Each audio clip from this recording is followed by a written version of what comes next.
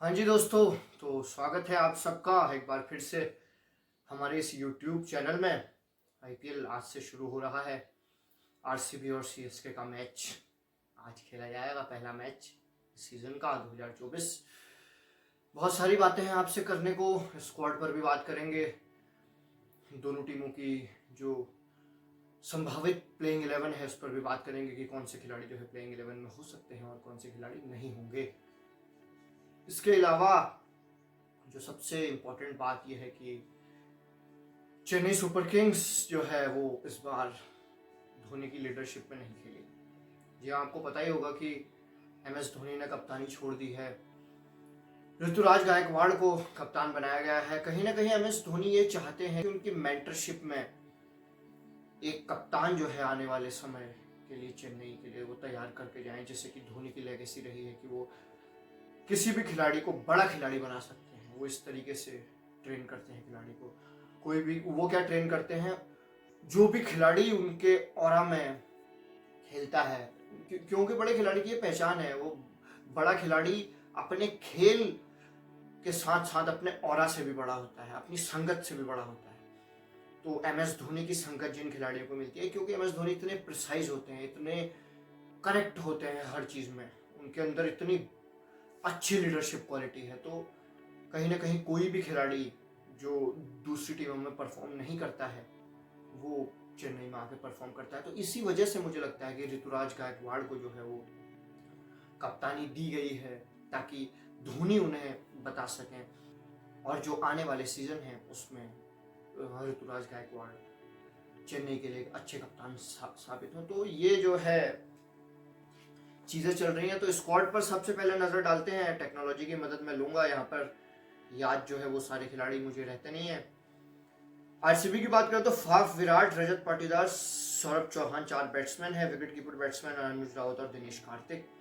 इसके अलावा बॉलर कर्ण शर्मा वही है जो चेन्नई की तरफ से लेग स्पिनर थे, अब यहाँ आ गए। मैट डागर, मोहम्मद सिराज, रीस टोपली, हिमांशु शर्मा ये भी अच्छे स्पिनर हैं। राजन कुमार, विजय कुमार वयस्क, लॉकी फर्ग्यूसन, अलजारी जोसेफ और यश दयाल।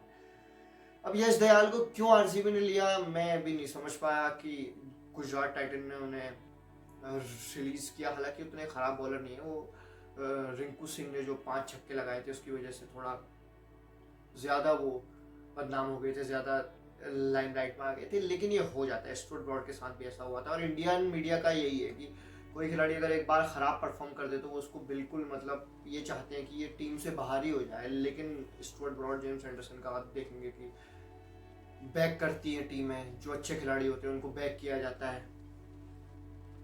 अगर बैकग्राउंड में मेरे कोई आवाज़ आ रही हो तो बाहर जो है आजकल होली का माहौल है, होली चल रही है, तो उसके लिए भी मैं आप सबसे माजरत चाहूँगा।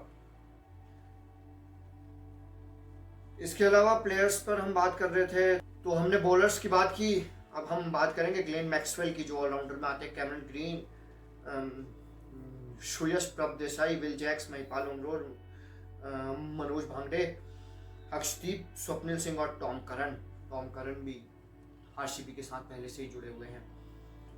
इसके अलावा चेन्नई का अगर मैं स्क्वाड की बात करूं तो चेन्नई के स्क्वाड में है आपके ऋतुराज गायकवाड़, अजिंक्य रहाणे, शेख रशीद, समीर रिजवी पे खास तौर से नजर रहेगी।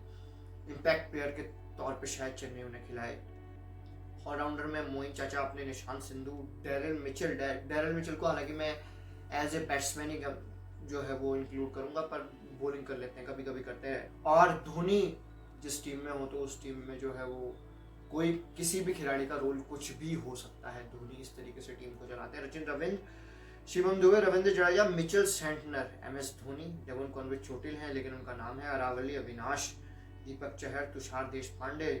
बॉलिंग में आरएस हंगारगेकर, ये जो है आरएस हंगारगेकर ये यश धूल वाली जो अंडर 19 टीम है उसके जो है मेन बॉलर थे, तो इन पर जो है वो खासी नज़र रहेगी। और अजय जादव मंडल, मथीश पथिराना, सिमरजीत सिंह, प्रशांत सोलंकी, महेश तीक्ष्णा, मुकेश चौधरी, शार्दुल ठाकुर और मुस्तफिजुर रहमान भी थोड़ा फीके से नजर आए हैं पिछले कुछ समय से।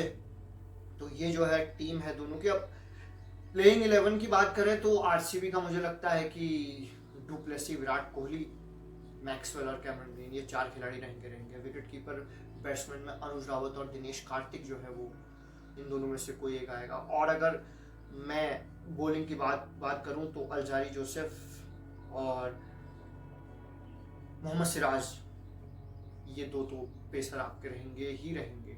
इसके अलावा लॉकी फर्ग्यूसन को भी खिलाया जा सकता है। आप ओवरसीज में यह है कि ऑप्शन आपके पास 4 ही है, तो आपको जो है 3 आपके बैट्समैन खेल रहे हैं, ग्रीन है और डुप्लेसिस है और मैक्सवेल है, तो फिर कहीं ना कहीं हजारी जोसेफ ही खेलेंगे जहाँ तक मुझे लगता है। फिर इंडियन ही होंगे ज़्यादातर, क्योंकि 4 ही आप जो है ओवरसीज खिलाड़ी रख सकते हैं, ऐसा आईपीएल का रूल है। इसके अलावा प्लेइंग 11 की अगर मैं बात करूं चेन्नई में, तो ऋतुराज गायकवाड़ और सचिन रविंद्र मुझे लगता है कि ओपन करेंगे। और 3 नंबर पर आपके रहाणे और डेरेन मिचेल आएंगे। शिवम दुबे भी आ सकते हैं उसके बाद।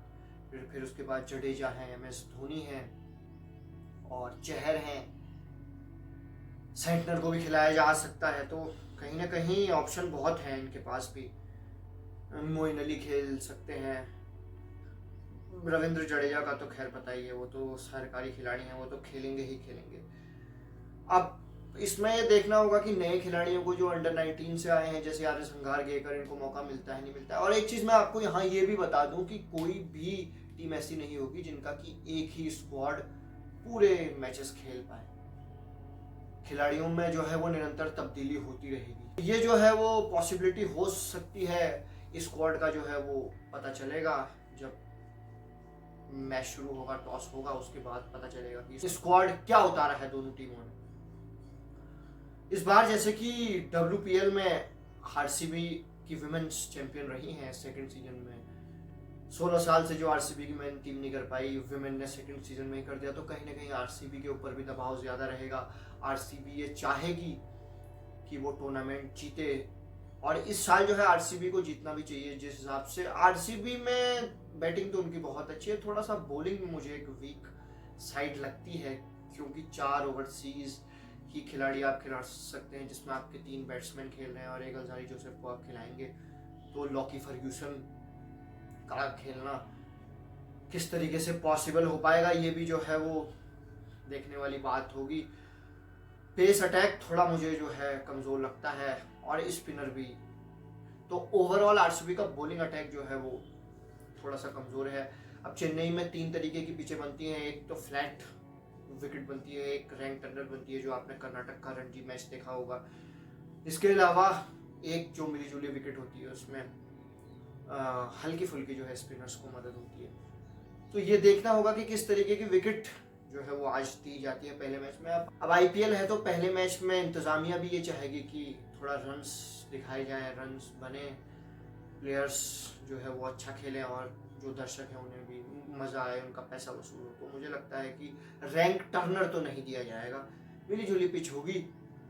तो देखना ही होगा कि किस तरीके से दोनों टीमें खेलती हैं और कौन सी टीम जो है वो आज जीतती है, कौन सी टीम ये पहला मैच जीतती है। बहुत बड़ा मैच होगा ऋतुराज गायकवाड़ के लिए भी, कप्तान भी हैं, ओपनर बैट्समैन भी हैं और चोट भी लगी थी उनकी कलाई पर, तो आसान होगा नहीं। प्लेयर जो है एमएस धोनी वहाँ हैं और इसके अलावा जडेजा, इतने बड़े बड़े खिलाड़ी खेल रहे हैं। और अपोजिशन में भी विराट कोहली जैसा बड़ा नाम, लिविंग लेजेंड की टीम से जो है वो मैच खेल रहे हैं आप। तो कहीं ना कहीं प्रेशर ऋतुराज गायकवाड़ के ऊपर होगा और कहीं ना कहीं इसी वजह से मुझे आरसीबी का पलड़ा इस मैच में भारी लगता है। मैं प्रेडिक्शन तो नहीं कर सकता, मैं कोई इतना बड़ा लेजेंड नहीं हूँ जो आजकल घूम रहे लेजेंड कि आप प्रेडिक्ट कर दो कि ये टीम तो भाई डेफिनेटली मैच जीत रही है, या फिर जो सट्टेबाजी का आजकल चलता है कि भाई इस पे सट्टा लगाओ ये जीत रही है। तो ऐसा मैं करता नहीं हूँ। लेकिन एज ए कप्तान अगर एमएस धोनी होते तो मैं चेन्नई का पलड़ा इसमें भारी मानता। मैं बोलता कि चेन्नई जीत जाएगी, लेकिन यहाँ पर जो है चेन्नई का as a team, as a player और एमएस धोनी है टीम में, तो ऐसा भी नहीं है कि आसान होगा चेन्नई को हराना। लेकिन ऋतुराज गायकवाड़ पर जो है वो प्रेशर होगा, वो किस तरीके से प्रेशर को हैंडल करते हैं और किस तरीके से उनकी टीम ये मैच जीतती है या फिर इस मैच में डिलीवर करती है। क्या आरसीबी जो है इस मैच को जीतने में कामयाब हुई। 2008 के बाद से शायद मैं एक स्टेट पढ़ रहा था, अगर मैं गलत हूँ तो आप मुझे सही कर दीजिएगा, कि आरसीबी जो है वो एक मैच हरा पाई है चेन्नई को बस। तो आरसीबी के ऊपर भी बड़ा दबाव होगा, इतने बड़े खिलाड़ियों की लेगेसी वो टीम में लेके चल रहे हैं। फाफ है, कोहली है, मैक्सवेल है, ग्रीन है, सिराज भी अब बड़े खिलाड़ी बन चुके हैं। तो उन पर कहीं ना कहीं ये प्रेशर होगा कि वो अपनी टीम को ये मैच जिताएं और इस साल जो है वो आरसीबी को टाइटल जिताने में मदद करें। तो ये सब जो है वो एनालिसिस है। आप सबसे रिक्वेस्ट है कि वीडियो को लाइक कीजिएगा, चैनल को सब्सक्राइब कीजिए, और हम ये कोशिश करेंगे कि मैच के बाद आपसे एक बार और मुखातिब हो सके। तो आप सब अपना ख्याल रखिएगा, दुआओं में याद रखिए, अपना ध्यान रखिए, और आप सभी को मेरी तरफ से हैप्पी होली। होली खेलिए, खूब जो है रंग उड़ाइए, खूब पानी डालिए, बहुत अच्छे से होली का त्यौहार मनाइए बिना किसी दबाव के साथ। लोग तो कहते हैं, कहते रहें। मस्त रहिए, खुश रहिए।